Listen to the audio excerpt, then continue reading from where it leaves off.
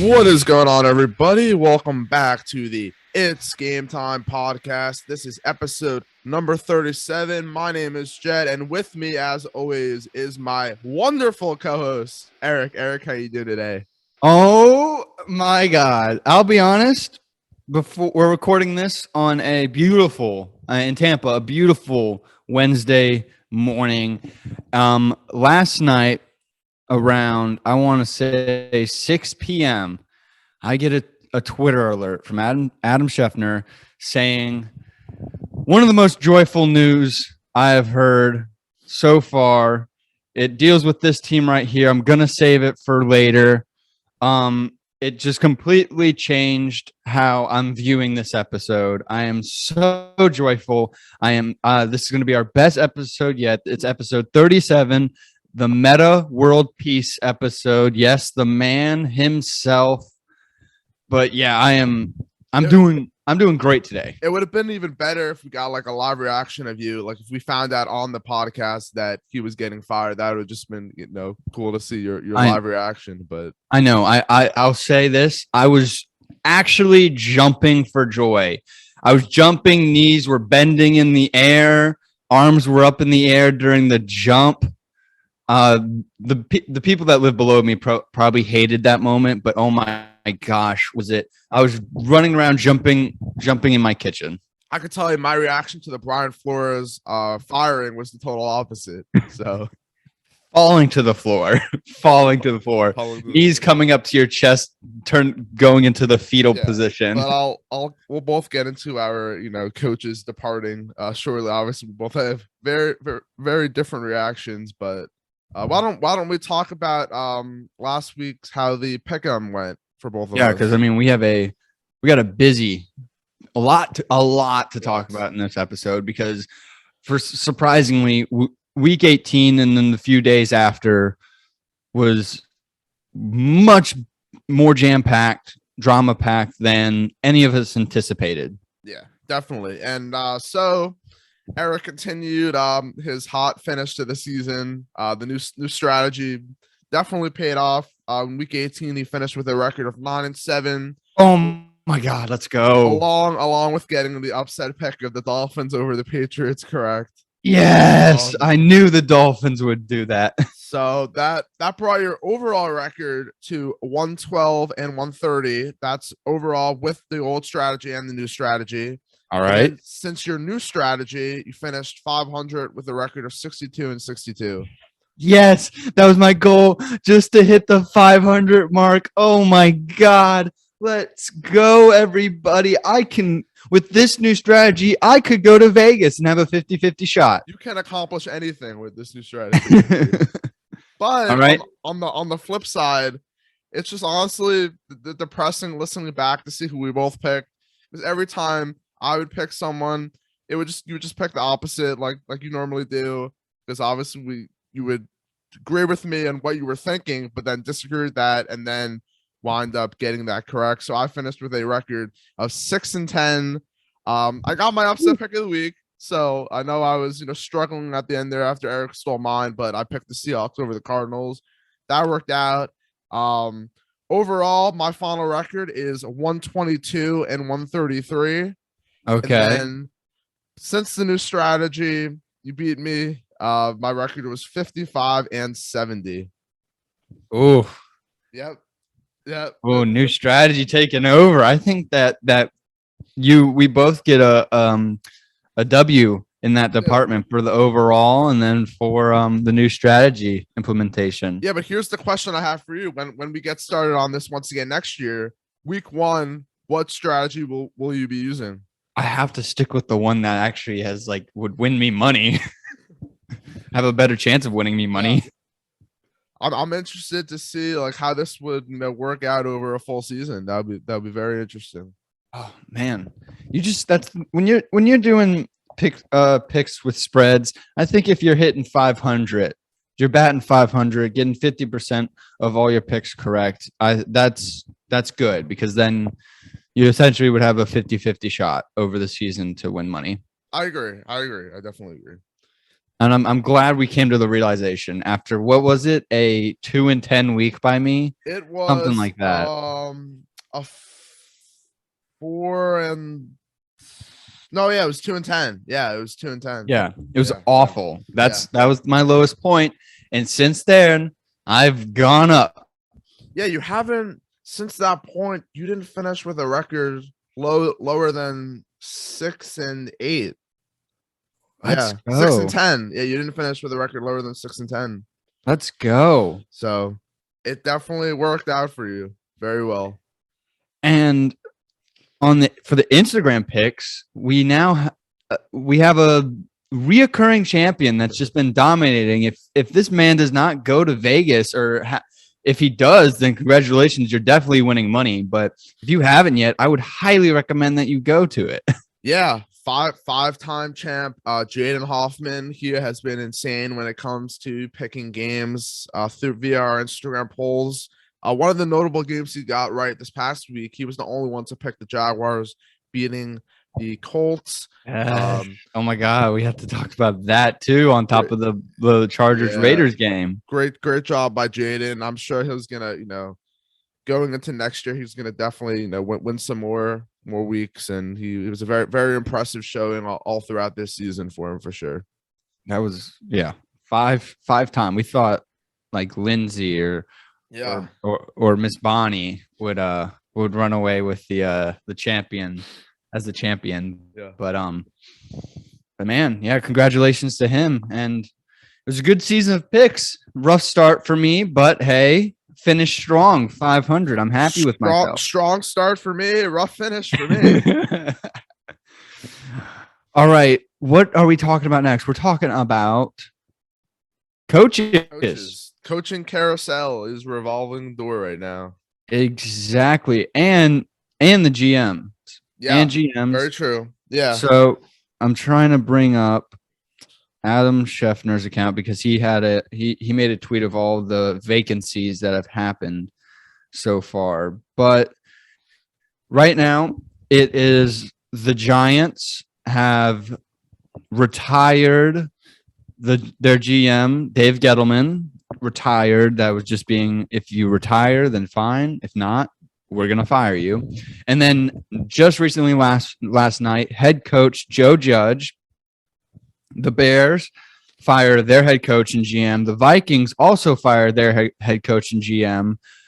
The Broncos fired their head coach. The Jaguars have not had a head coach. And the Raiders have not had a head coach, not an interim head coach. And then the Dolphins, also the most shocking one out of that list. The Dolphins fired their head coach. So let's go. The Bears and Vikings were first. All right. Mike Zimmer, Matt Nagy, they're both fired. And then the respective GMs also. The Bears make sense with Matt Nagy and their GM. They haven't, since their playoff appearance with the double doink, they've kind of been just going downhill ever since. So it makes sense that they just need to get a fresh restart, get Justin Fields into a better offensive system. Is the big thing, is that the offensive system that Matt Nagy put in place for Justin Fields was not promising. Yeah, I mean, Matt Nagy did lead the Bears to the playoffs a couple of times. Obviously, they had that one year where they did go 12-4. That was the year where they lost on the double doink. But he's just not the guy to develop Justin Fields or really any other quarterback. And just the offensive scheme that he had put in place for not only Justin Fields but the other Bears quarterbacks was not really good. Hopefully the Bears find someone that can work with Justin Fields. I think there's a lot of potential options out there that are going to be an offensive-based hire. That's really what the Bears need. I think their defense is always good. They do need to find that coach that's really going to develop Justin Fields and take him to the next level. That's the biggest thing when they're sitting in these interviews. That's the thing they have to find out from their potential candidates. Absolutely, because they can't go another QB bust that they traded up for once again. And then the Vikings, Zimmer, I'm surprised by. I am. They were 2 weeks away from being in the playoffs. I'm a little surprised by that. I get that the defense has not been good, and he's a defensive minded head coach. But still, the offense is really good. The offense is extremely good. So I am a little surprised. I was a little shocked by that firing. I was not expecting to see that, but I guess they want to improve the defense. Since the offenses can win you a game, but the defense just can lose you a game also.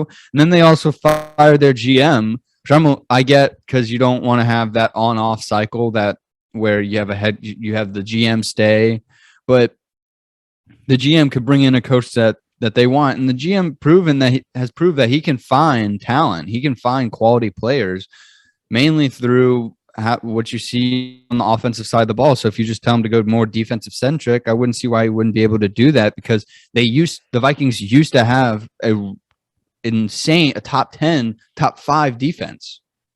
Yeah, I mean, for me, I wasn't really surprised with this. I was expecting it. The main reason is the GM.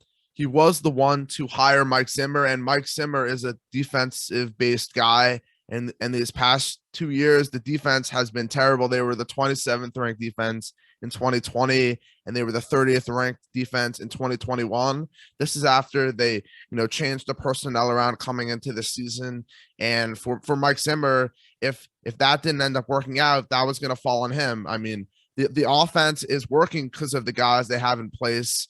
The coaches they have in place, those guys are fine. Not necessarily they're going to stay based off of the new coaching staff, the new coach that they hire. But I think it was Mike Zimmer's time to go. And it also seemed like he kind of not like had enough, but it just seemed like he did not want to be there anymore. So I think it was the right move. I was expecting it, but going forward, I think they're gonna have to figure out what they want to do with Kirk Cousins, because I don't really think he's living up to that big deal that he signed several years back. So that's something the new GM is going to have to deal with, as well as making sure they find a coach. I think they need to find a coach that's on the defensive side of the ball, because I think the offensive coaches they have right now are just fine. Yeah, just the thing is that there's a good chance that those offensive coaches, like the coordinator, he'll be leaving too, because the new head coach and even the new GM are going to want to bring in their own guys. So the offensive side of the ball could take a hit. It very well could. Another team, the Broncos, Fangio, he's gone. Not really surprising. The Broncos have historically been a team that has made the playoffs decade after decade after decade, and they've missed a few years. So I get the GM doing fine, but yeah. Fangio's just not really getting the job done, it seems like. No, I mean, they haven't made the playoffs in 6 years. The last time they made it was with Peyton Manning, and ever since then, the main issue for them, it wasn't like Vic Fangio was brought in to really focus on that defense, because that's what he was doing back in Chicago when he was the defensive coordinator. But the problem for this team has been their offense. And the biggest problem is they haven't been able to find a quarterback since Peyton Manning. It's been a revolving door quarterback. I do think, however, they are potentially a quarterback away from potentially winning a Super Bowl. Their GM, we'll see the moves he makes to either bring in a quarterback. I think that the most logical situation is to bring in a veteran quarterback, not necessarily draft a quarterback, because we've seen how that has gone with them. We'll see which direction they go from a coaching perspective. I think they should lean more towards the offensive side of the ball after going with the defensive side. Of defensive minded coach did not really work out. So I'm hoping they target someone that can really get this offense to the next level. Now, we just talked about the Vikings. Do you think the Broncos would be a playoff team if they were to acquire Kirk Cousins, let's say? Because Kirk Cousins from Teddy Bridgewater and Drew Lock is a pretty big jump, I would have to say. A playoff team. Yeah. I'm not saying a contender, a playoff team. Yeah, I think they would definitely be a playoff team because the difference between the Broncos and the Vikings right now is the Broncos have a much better defense. That's what the Vikings do not have right now. So I think putting Kirk Cousins on the Broncos does get them into the playoffs. However, Kirk Cousins is not a winning quarterback, and he would only take the Broncos so far. But I think someone like Kirk Cousins, if he were to become available, would be more of a backup option. I think they're going to want to try and swing for the fences first with someone like Aaron Rodgers before they start thinking about someone like Kirk Cousins. Absolutely. I will say Vic Fangio, his job on the defensive side is very good. So I wouldn't be surprised if he were to get be a defensive coordinator for another team somewhere in any of these vacancies, because I think he definitely can be a quality coordinator. So I would like to see him like go somewhere else, and I think he could be very successful somewhere else. Just I don't think he can do the whole thing, but just focus on defense. A vacancy, the Jaguars, they've been vacant since Urban Meyer has been fired. Do you think this job is attractive at all? I mean, Trevor Lawrence is pretty attractive, but like other than Trevor Lawrence, I think it's attractive because they're going to have the number 1 pick again. Get potentially someone like Aiden Hutchinson in the draft. Yeah, it's just there's not a consensus number 1. There isn't, but I mean he'll probably be the guy that ends up going number 1. I mean they do have several good pieces, not only on the offense but the defense as well. I think whoever they hire is an upgrade over Urban Meyer, and I think that I think it's not going to be like they start winning games. They're still going to struggle for the next couple of years just because they don't have the enough pieces to either protect Trevor Lawrence or enough weapons to satisfy Trevor Lawrence. But I think the next coach that does come in needs to be someone that can develop Trevor Lawrence, because Urban Meyer was just not that guy. Yeah, absolutely not. The other vacancy that with the team that is in the playoffs right now, the Raiders. Do you think I forgot how to pronounce their head coach's name? Rich Bizaka or something like that. Do you think he has a chance of just staying as the head coach because of how well he's led this team with so much controversy, players being arrested, all the things with Gruden, and yet they're in the playoffs as the 5 seed? I know he has done a great job. I think they've gone 7-5 with him since he took over, and obviously they're in the playoffs for the first time since 2016, and he deserves some saying potentially getting this head coaching job. Obviously they're going to definitely interview other guys, but he definitely has make his case for deserving this job based on all the stuff they've been through. So a lot of credit to him for pulling this team together through all this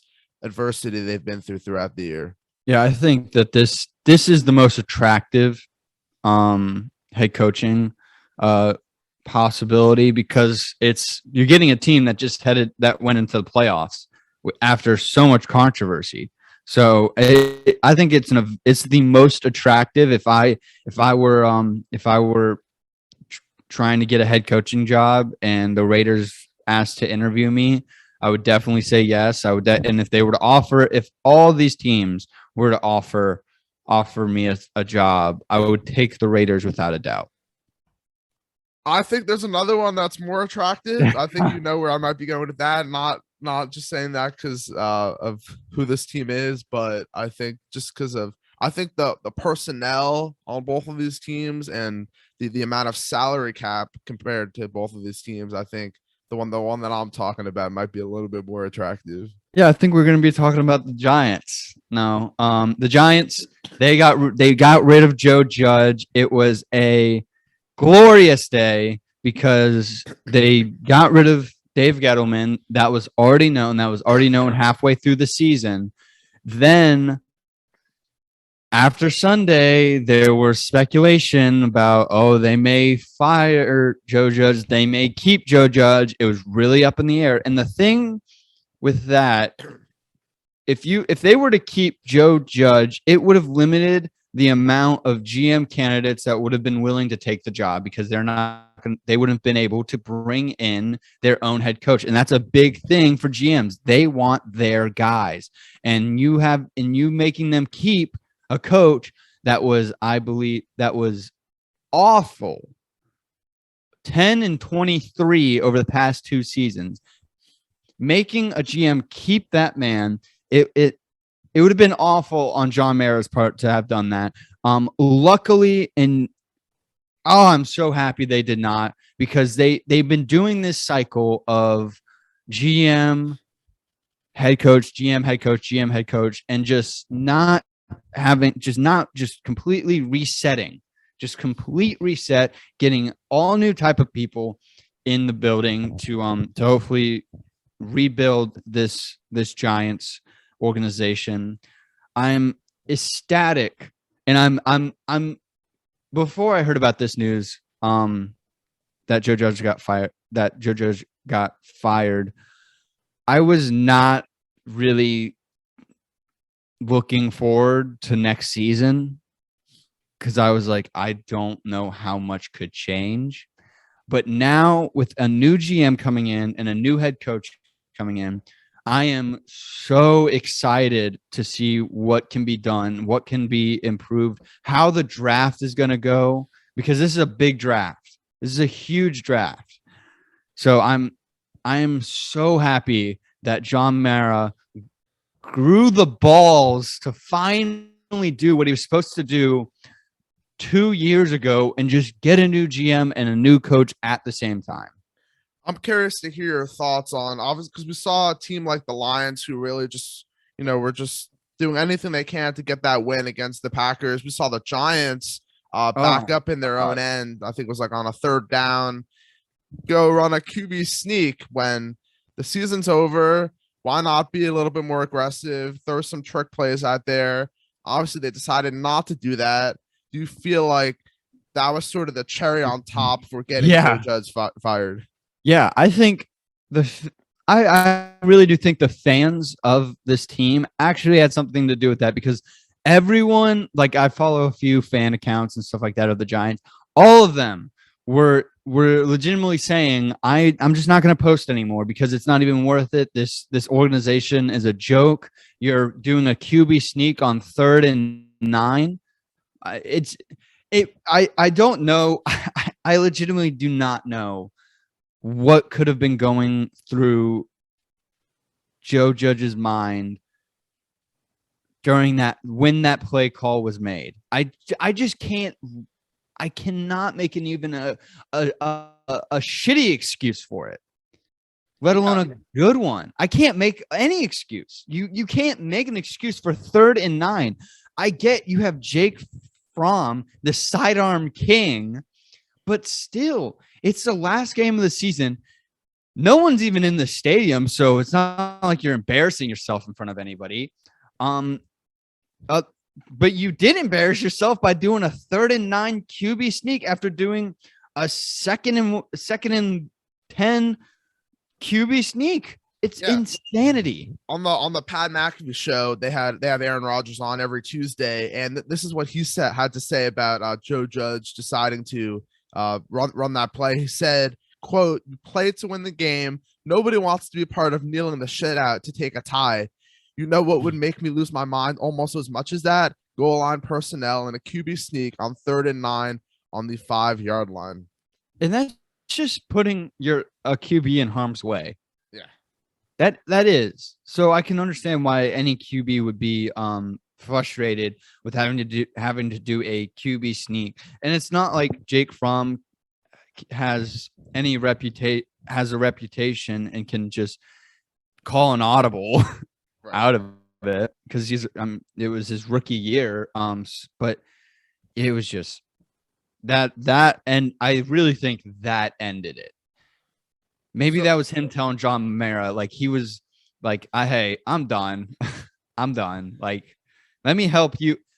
I'll help you. Help me help you. So what do you think's next in this coaching search? What do you hope that the Giants are looking for when selecting their next head coach? We need an offensive coach. Our offense was not that great with Daniel Jones. but holy shit, was it. It was Jaguars bad when we had Mike. Like Mike, I know Mike Glennon is not a good. He's an awful QB, but he had career lows in our offensive system. All right, and Jake Fromm, you can't expect him to do anything. I would make jokes with you and say Jake Fromm saving the day, but we all knew Jake Fromm was not saving the day. Jake Fromm just made the day pass on. All right. It just made the season carry on. Just helped us get the season over with. We need an offensive coach. We just need a coach that we don't really need an offensive coach as long as he brings in a good offensive coordinator. He can be a defensive coach as long as he brings in a good offensive coordinator. We need a guy that can rebuild a team. We do, and like the top prospect right now is Brian Flores. All these vacancies would love to probably have Brian Flores. So I'm not going to say, oh, I'm expecting Brian Flores to go to the Giants at all. But that, like every other team, that would be my top. That would be my top candidate because he helped change the Dolphins. He did. He was there during a rebuild. He made them a successful team. So I just want a coach like that can come when it is a shitstorm in the organization and clean it up and bring in the right guys. Yeah, I totally see what you're saying there. I think if there's someone that's going to clean up an organization, Brian Flores would definitely be a great option. However, he doesn't necessarily have a great track record of bringing in the right offensive-minded coaches to turn around an offense. I mean, he struggled to bring in offensive coordinators in Miami. Several of the guys he brought in were several of his fellow coaches within his time with the Patriots. Maybe this is something that would be changed in New York after learning from his time in Miami. Obviously, wherever Brian Flores, I do think he will find a new job by the end of this coaching cycle for sure. He's definitely has the ability to turn around a team as quick as possible. He gets guys in the right spot to win games, even when you don't necessarily have the right personnel. But it seems like a lot of the teams in this head coaching cycle are going to be in the market for offensive minded, whether it be head coaches or head coaches that have the ability to turn around teams, that can bring in guys that can really fix up some of the offensive issues we're seeing on some of these teams. Yeah, I mean, I think just fitting with the needs and Brian Flores, I think the Vikings job would fit him the best because they're the team that needs the most defensive help. Yeah. And like you said, he struggled with finding the right people for the offensive side of the ball. So I don't know if he would like do the Jaguars job per se. Honestly, that's a pretty good option. I think it's something that I don't think they've put out a request to interview him yet, but for a franchise that is in like pretty much, as low as it can go, like that would be the perfect opportunity for him to work with not only Trevor Lawrence and all the young guys there and just try and turn that around. And he does have the first overall pick. Yeah. Oh yeah. That's very attractive. Yeah, definitely. And then the final one, we were just talking about him. The Dolphins, after winning against the Patriots, sweeping the Patriots, winning the last 3 or the four matchups against the Patriots, in having a winning season, they decide to part ways with Brian Flores. So, and when I saw that, I immediately was like, oh my God, I cannot wait to hear what Jett has to say on this week's episode. So Jett, I'm just going to be quiet and I'll let you get everything off your chest here and just say what you need to say. Yeah, the first thing I'll say is just when you think you know everything, you don't, because I went to the final game against the Patriots with my dad, and I'll just give everyone a little background. I remember looking onto the field Brian Flores, he was talking with the ownership group, talking with some of the other coaches. You know, they looked like they were enjoying themselves. And I go over to my dad and I say, you know, they're probably telling Brian Flores right now that hell of a job this year. We can't wait to see what you're going to do next year. You're definitely our coach in the long run. Obviously, that's probably not what they were saying. They might not have been discussing that at that point, but they were definitely not giving him the go ahead to be the coach next year. When I woke up and I saw this news, I was beyond shocked. At the moment, I couldn't think of like what did he possibly do wrong. I couldn't think of anything. The one thing that I kept saying over and over again is, what are we doing? It's just that the type of thing that after reading more into it, I see why they fired him, but I still don't think it's a good reason at all. When you're winning games and things are going in the right direction, players have the respect of you, and your fans have the respect of a coach that you hired. That for the Dolphins, it's been a revolving door at the coaching position for years. This was probably our best coach we found since Don Shula, and just like that, he is no longer with us. Just the concept of the thing that for me right now, I've never been disappointed to be a Dolphins fan up until this point, and for large part, it seems that our ownership group, led by Stephen Ross, cares more about building relationships with his coaches and his executives than winning football games. It appears that he prefers someone to like our GM Chris Greer. He prefers someone that's going to kiss up to him and just do whatever he says, because that's just not who Brian Flores is. He's not going to just be a yes man and do whatever he is told to do. I mean, that's apparently how this organization is being run at the moment. Looking back a little bit, when we were discussing whether to draft Tua Tagovailoa or Justin Herbert, Brian Flores was the one that wanted to draft Justin Herbert, while our GM and our owner wanted to draft Tua. Obviously, at the moment, it looks like Brian Flores was right about drafting Justin Herbert, and ever since that point, there have just been disagreements about player personnel, and apparently the relationships had been deteriorating over time. But I don't care about relationships.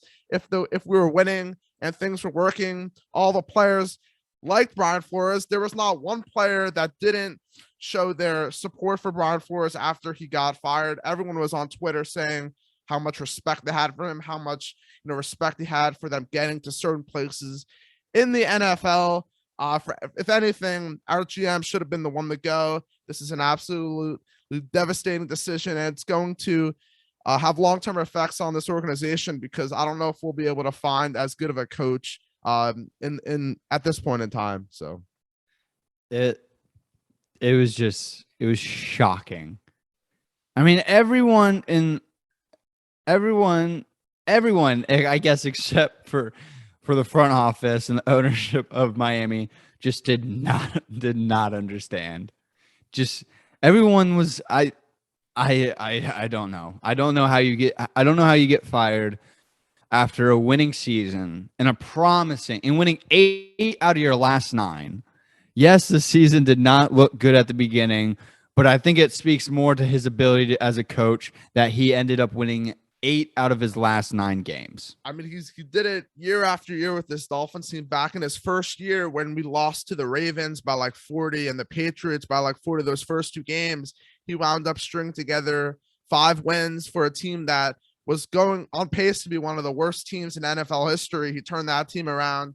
Last year, we were just a game away from the playoffs. This year, we were also just a game away from making the playoffs. I mean, obviously, none of this has to do with Brian Flores. It's the guy making the decisions as the GM. And he, time and time again, he has made the wrong decision, whether it be in the draft or whether it be from a personnel perspective. If anyone was expecting to be leaving this team, I thought it was going to be him. Obviously, like I said, our owner cares more about certain things other than winning, which is strange because we play in the National Football League, and the ultimate goal for most successful teams like the Patriots, like the Steelers, like the Packers, they seem to have a lot of successes winning, and their organizations are much more better off right now because they focus on winning, not on focusing on pleasing your owner to make sure he checks off everything he has on a to-do list and making sure all of his needs are met. But apparently it's like Chris Greer, our GM, is like Stephen Ross's son. It's just whatever says goes, and unfortunately until I have enough money to buy this team, this is the direction it's gonna go. All right. So what do you need the Dolphins to do now to win, to like have you like not be disappointed anymore? It's just really tough because coming into next year, we have the most free salary cap in the league. Obviously our draft capital will have the 49ers pick. That pick is to be determined. From a coaching perspective, I'm hoping that whoever this new coach is more of an offensive minded coach, because obviously Brian Flores, he had the defensive minded, but obviously he was the offensive coordinators. They did better this year. It was much better than what we saw last year. It was fine from that point of view, but I'm just hoping that it's whether it's this coach decides that Tua he wants to be their quarterback going forward, or potentially make a move for another veteran quarterback out there. I prefer not to. I prefer to stick with Tua. I think if you give him a better offensive line and better weapons, I still think he can be a very good quarterback in this league.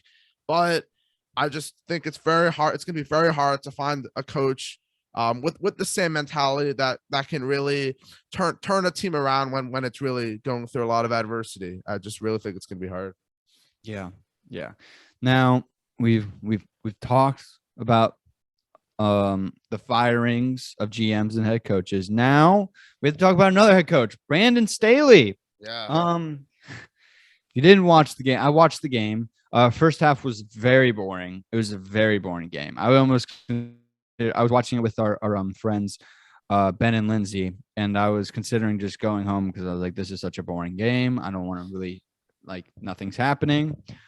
And then second half, just fireworks, overtime. I'm cheering for the tie all the way. I'm fully cheering for the tie. You guarantee yourself a spot in the playoffs. And who wants to see old, slow Big Ben in the playoffs? No one wants to see that. And yet we will, because Brandon Staley, with about 38 seconds left, clock's running down, the play clock, and calls a timeout. And the Raiders up to this point were running the ball. And later to come to find out, they were really considering just letting the clock run out, because they're like, we just want a spot in the playoffs. All right. And then Brandon Staley, I thought it was like the vibes were mutually agreeing, like, oh, okay. Like, yeah, we might as well tie. We did try to win this game. I mean, you could see Justin Herbert actually trying to win this game with all the fourth down completions. My God. Obviously their luck ran out because they had all their luck being used on those fourth down completions. That touchdown alone was insane at the end of regulation. But Brandon Staley calls a timeout, stops the clock running. So obviously the Raiders like, oh, all right, F you, all right, just and they ran the ball. Brandon Staley said he called a timeout to get the right defensive play call set, the right personnel in there. And then they give up a 10-yard run in which then the Raiders like, all right, whatever, we're going to just kick this field goal and win it. And Daniel, correct? Daniel? Yes. Daniel Clarkson, he has literally been perfect in the Raiders stadium. So he obviously chip shot, makes it in, Raiders with playoffs. Brandon Staley sends his Chargers home, or to Cancun. Sorry. Not the Raiders didn't send the Chargers to Cancun. Brandon Staley sent them. This is not the first time that Brandon Staley has made a decision that has cost his team a game. Remember back versus the Chiefs when the Chargers were still fighting for the division. They went for they tried to convert fourth down numerous times. They didn't have that same success they had in this last game, but just some of the decisions that Brandon Staley made throughout the year you can argue that he could have been fired for, because those were right there. That was the difference in making the playoffs or not. I think if the Chargers were to have made the playoffs, they could have potentially made a big run. But unfortunately, they will be sitting on their couch for the postseason. Yeah, it's like now instead of getting Justin Herbert in the playoffs, we get Big Ben in the playoffs. That's what we get a 9-7-1 team in the playoffs. And it's a rematch of a game where the Chiefs absolutely blew out the Steelers in week 16. It's not going to be a fun game. No. I do say after that timeout, I understand why the Raiders ran the ball still and then just kicked the field goal, because if they tied, they would have had to face the Chiefs. But since they won, they get to face the Bengals instead, which is a much better matchup for that. Oh yeah, definitely. I mean, I think we'll get into like our predictions later, but I think that why not? Like if you have a chance to win the game and you're in a how could you not trust your kicker at that point in time when he had been perfect in that stadium?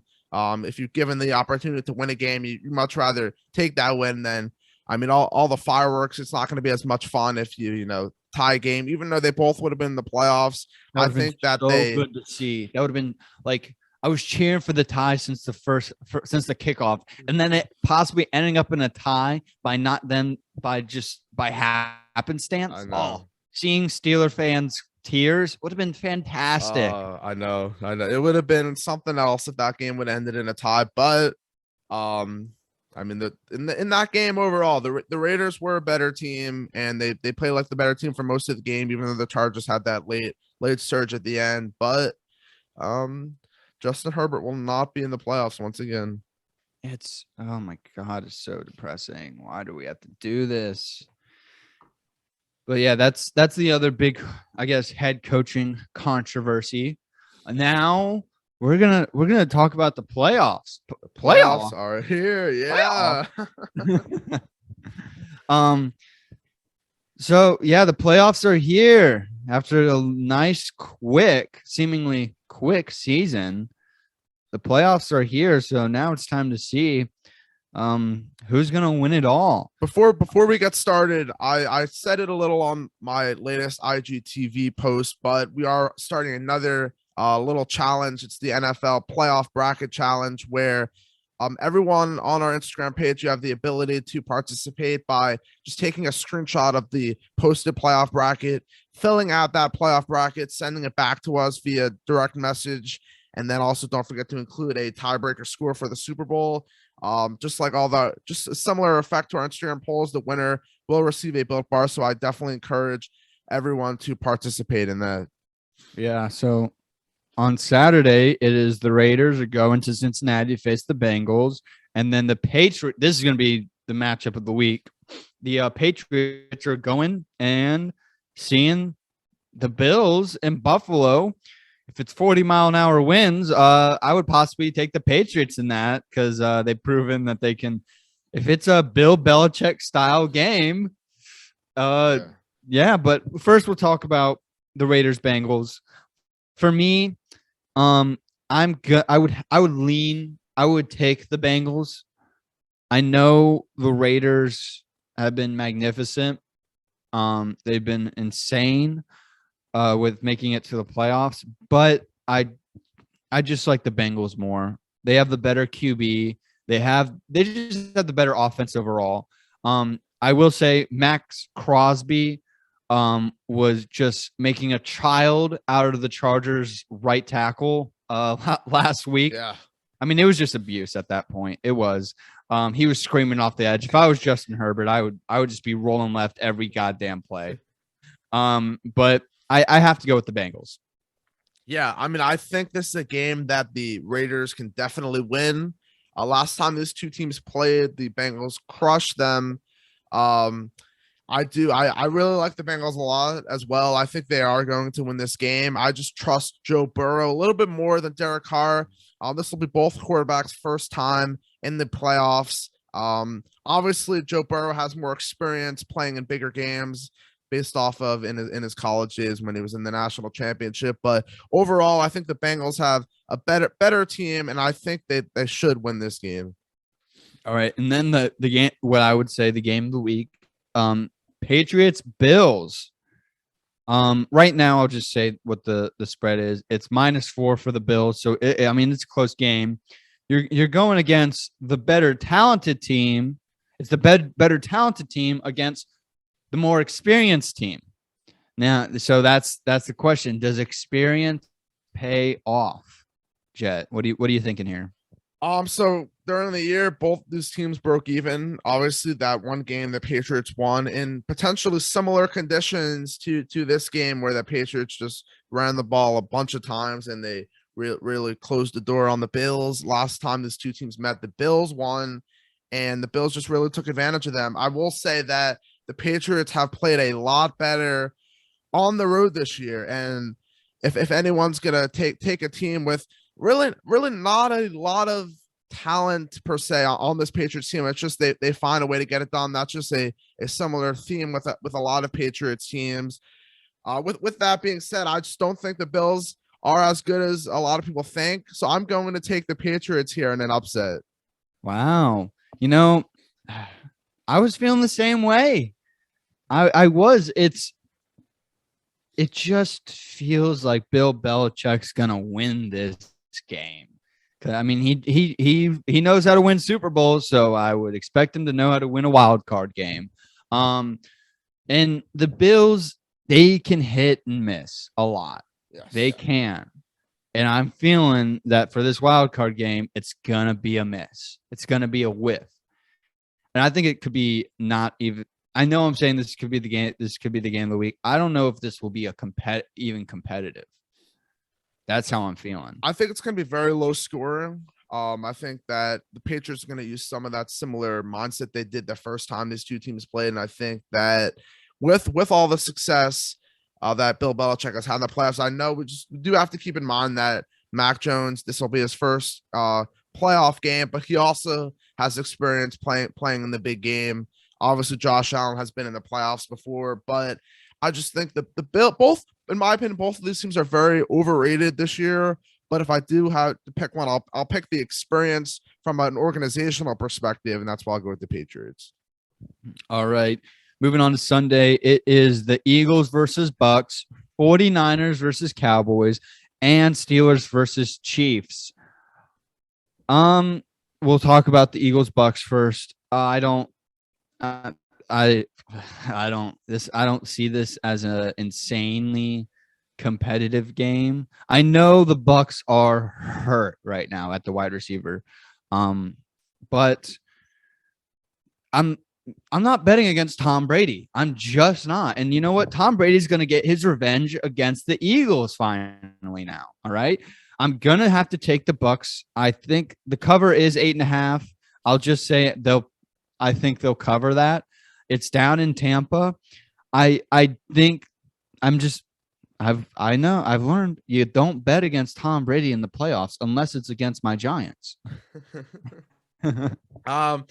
Yeah, I mean, this is all nice that the Eagles get a little taste of the playoffs. It's not going to last long. They got in, but the NFC was very the lower part of the NFC was very weak this year. They slid in just because of that. I think that, I mean, this is for a lot of these Eagles players, it's going to be the first time they are in the playoffs, including someone like Jalen Hurts. I think they're going to struggle against the Buccaneers, even with all their injuries. Like Eric said, you cannot count out Tom Brady, and it's very hard to count out Tom Brady in a game that looks like they are going to run away with pretty easily.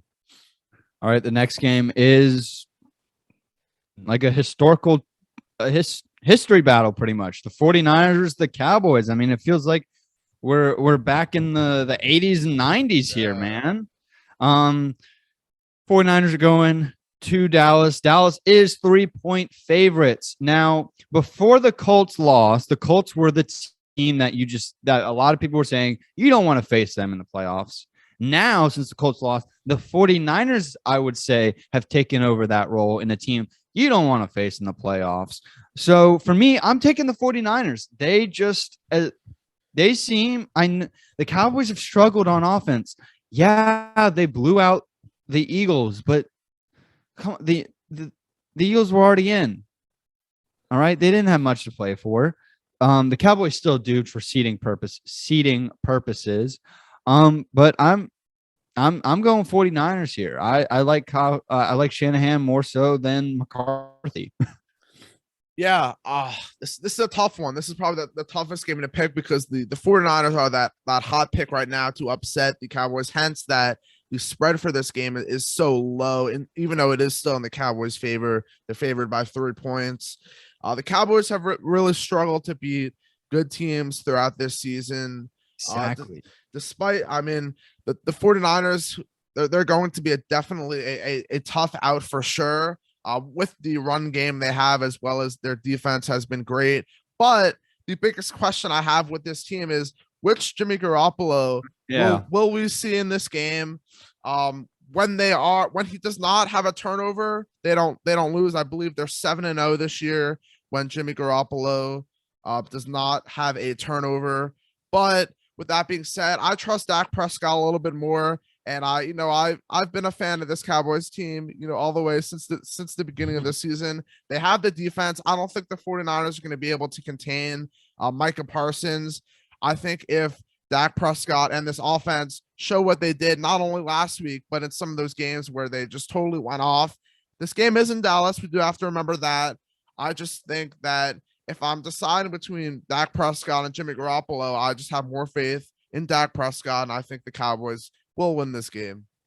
All right. And then Sunday night, the game nobody is excited to watch. Probably the why make this the Sunday night game when you have the 49ers Cowboys? I don't why not make the Patriots Bills game Sunday night? Yeah. Well, yeah. I don't get it.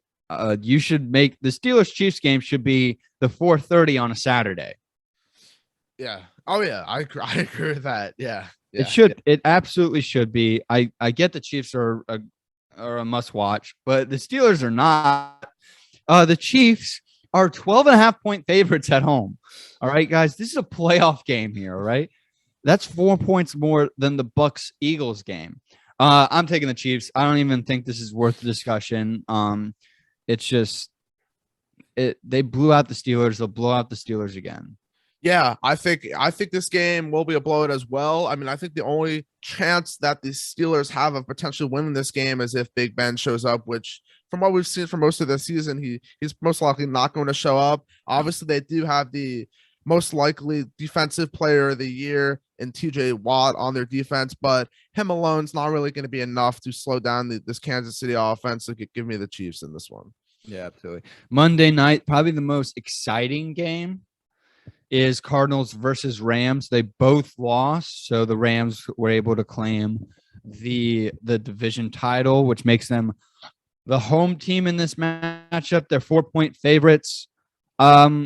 Just give me the Rams. The Cardinals, I don't know what's going on with them. They are just not right at the moment, and I just cannot. I can't trust them. They can't get it done in the regular season. How do you expect them to get it done in the playoffs? Yeah, the Rams should win this game. They are the better team. The Cardinals just have really faltered down the stretch. I mean, they're coming off a loss against the Seahawks team that has not been good for most of the year. I mean, even if Matthew Stafford, throws a couple of picks, I don't really have much trust in Kyler Murray to get the job done as well. I just think that the Rams have a more complete team. And I think if Matthew Stafford were to struggle, I think the defense will pick him up and they should win this game. The defense could win you a game. Yeah. Definitely. Now, the NFL playoffs are reseeded, correct? Yes, they are. All right. So that being said, we would have the Titans playing the Patriots if that were to happen in the next round. All right. So Titans versus Patriots. And then for us, we would have the Bengals versus the Chiefs. Correct. Yes. All right. So and then on the other side, we would have the Packers versus, for me, the 49ers. And for me, it would be Packers, Rams, and then Cowboys and Bucks. Okay. So let's do the AFC side first, since we're both on look alike on that one. Titans versus Patriots. Yeah. Derrick Henry's going to be back here. He should be back for this game. It will be the first game he will be playing in quite some time. This is going to be this will be a really good game. I feel like this is going to be an exciting game. The last time these two teams faced off in the playoffs, the Titans won this game. That was back when Tom Brady was still with the Patriots. But I think the Titans are the number one seed for the reason. And with all the adversity they've dealt with throughout the year, all the injuries, they will finally be getting healthy for this playoff game. Their defense has been surprisingly good all throughout this year. I just think the deeper that we get into the playoffs, the more Mac Jones is going to struggle. I don't think this is the year they get to the next round. So give me the Titans in this one. Exactly. When you're in the playoffs, to make a deep run, you need a good defense, a hot defense, like how the Bucs did. The Bucs had a really hot defense going into the playoffs, and you need a run game. You need to have the clock on your side. All right. So I obviously have to go with the Titans. I mean, Derrick Henry's, he's coming back. I don't think he's going to have a slow start. I think he's going to pick up right where he started. So give me the Titans to make it to the AFC Championship game. And now the Chiefs versus the Bengals. The Bengals beat them. Yeah. The Bengals can show that they have beaten them. This is the AFC matchup, if it were to be the Chiefs versus the Bengals and the Titans versus Patriots, that's great for the NFL. Definitely. I definitely agree with that. Yeah. You have a shootout potential and then a slugfest potential. Yeah, I think for this matchup, I think it's going to be very hard to beat the Chiefs twice. This game will be in Kansas City if it were to be played, and it's very hard to win in Kansas City, especially with a team that's been in the playoffs. You know, the past several years, they've been in the Super Bowl. I mean, they've been through this all. Obviously, this is a different Chiefs team than we've seen in years past, but they've kind of gotten back to what we've expected of them. Even though they did lose to this Bengals team, I don't think they lose again. I think this is a great experience for this young Bengals team. They will definitely be back for years to come, but I think for this year, the Chiefs get their revenge and win this game. Yeah, I just like I said, usually the better team with the better defense wins the game, and the Chiefs defense is better than, I would say, the Bengals defense. So I have to go with the Chiefs. The Chiefs also just have experience on their side, and I would say the talent on their side. So it's hard to not go with the Chiefs here. So give me the Chiefs to face off against the Titans in the AFC Championship. Let's go. The top two seeds facing each other. Then now let's go to the messy NFC for both of us. For me, I'll talk about the Packers versus the 49ers. Aaron Rodgers is on his revenge tour. He's on his last dance tour, as we've talked about. I have to go with the Packers here. If you're questioning who you would rather have, Garoppolo or Dak, there shouldn't even be a question if it's Garoppolo and Rodgers. You obviously have to go with the QB here, and the Rodgers he can just win you a game alone. I know their defense isn't amazing. It's not as good. I wouldn't say as good as the 49ers, but man, that offense can make up for it in a game, especially in the divisional game. So I would have the Packers in the championship game. Yeah, whether it's the 49ers in this game or for me, it's going to be the Rams in my scenario. I think the Packers win either way. I think the Packers, this is their Super Bowl to lose, in my opinion. I think Aaron Rodgers, once again, is most likely going to win another MVP award, and he has that offense firing on all cylinders. Yeah, the defense could be shaky at times, but it's very hard to win in Green Bay at Lambeau Field, and it's going to be very hard for someone like Jimmy Garoppolo or Matthew Stafford, both quarterbacks that have struggled sometimes keeping the ball away from the opposing defense. So I will, in this case, the Packers versus the Rams, it's going to be a very entertaining matchup. I think the Rams defense has the potential to slow down Aaron Rodgers, but I think in the end, the Packers offense will be better than the Rams offense. These two teams, this would be a rematch of a game in the regular season that the Packers did win. So I will say that the Packers win this game and advance to the NFC Championship game. All right. Yeah. I mean, the Rams will be watching the Cowboys 49ers game before their game. So I think they're hoping that the 49ers win so they can avoid the Packers at least another game. But in the other side of the bracket, I will be having the Bucks versus the Rams. These two teams were the preseason were supposed to be in the championship game in the NFC Championship game. So we'll hopefully be able to get them around earlier. This would be a tough game. This would really be the Bucks are in full of injuries. Who won in their regular season matchup? I believe the Rams won. I could double check. This would be a very tough game. Bucks versus Rams. The Rams beat the Bucks back in September, 34-24. Yeah, 34-24. All right. And it would be in Tampa Bay if it were to happen. I would have to go with. I can't bet against Tom Brady, man. I just can't. I just feel that Tom Brady will get his revenge.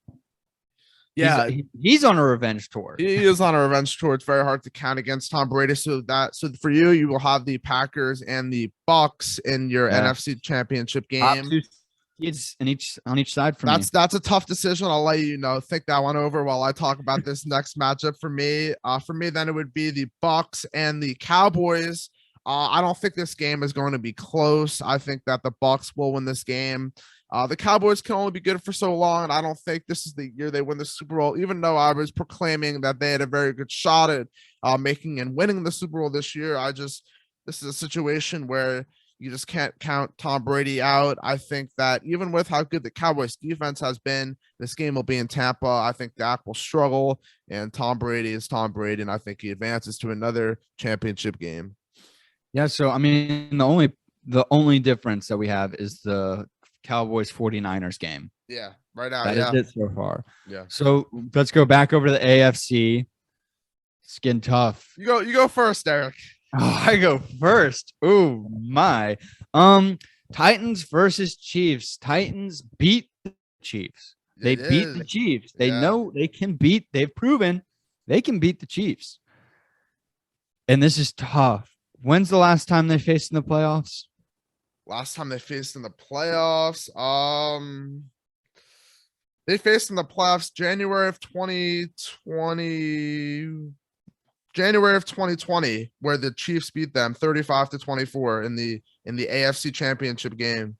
Oh man, I'm thinking I'm making this all about revenge here. Okay.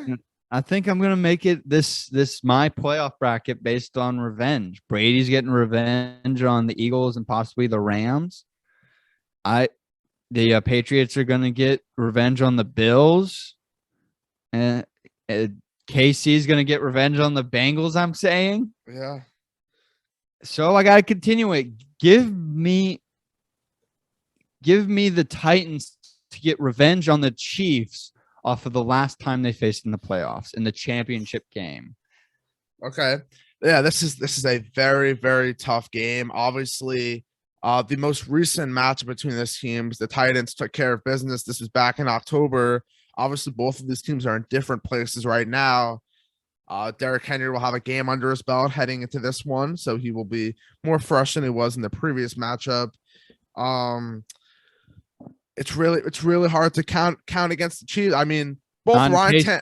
It's 9 KC. I know. This last one was though. Yeah, this game is in Tennessee. Ryan Tannehill and Patrick Mahomes have both been in these games, and Ryan Tannehill has just not been able to get over the hump. This is tough. This is really tough. I feel like this is the Titans' year to do it, but I'm gonna go with the Chiefs again. They're just they're just too good of a team, even though they haven't been as good as they have in the past. When they're good, they're better than most teams in this league. And I'll say that the Chiefs, even though I don't want to see it, I think the Chiefs will be representing the AFC once again in the Super Bowl. All right, now to the NFC Championship, another tough pick. For me, it's really tough. I don't know who has the bigger revenge going on here. It's Packers versus Bucks. What were you gonna say? No, I probably shouldn't say this because I'll probably end up regretting it, but I think this is a very easy decision for me. Ooh. I'm counting against Tom Brady in this one. I think this is the Packers year that they finally get it done, get into the Super Bowl. These teams obviously faced off in the championship game last year. This was in Green Bay, and the Bucks wound up beating this Packers team, but the Buccaneers made my decision easy. The Buccaneers are dealing with too many injuries, and it's not the same Bucs team that we saw last year. The Packers are on a mission this year. I know Aaron Rodgers wants to win potentially one final Super Bowl in Green Bay. So, with that being said, I have a Packers Chiefs Super Bowl matchup. You saying I forgot they faced in the playoffs last year. Sorry, but Rodgers has the greater revenge. I gotta go now with the Packers to get revenge on the Bucks. It's all about revenge here, people. All right. So give me a Packers Titans. Wow. Super Bowl, man. Oh my gosh. Wow. That'll be interesting to see. Very, very interesting. I think that in regards to my matchup, we would finally get the Aaron Rodgers, Patrick Mahomes matchup that everyone has been waiting for, because obviously these two teams did face off earlier in the year, but Rodgers missed the game. For the Titans, I mean, if they are sometimes they flow under the radar, and to get into the Super Bowl finally, it could potentially be the year as well. So why don't we pick a winner in both of these games? You know, I said this in the preseason. I got to stick with it. I think Rodgers is going on his last dance tour. So give me Aaron Rodgers to carry and be the Super Bowl MVP. Yeah, I totally agree. I think that whether the Packers play the Chiefs or the Titans or the Steelers or the Bills or the Patriots or the Bengals or the Raiders, I take them in pretty much every situation. This is the Packers' year. This is their year to lose. It's going to be definitely an exciting matchup if they do play the Chiefs.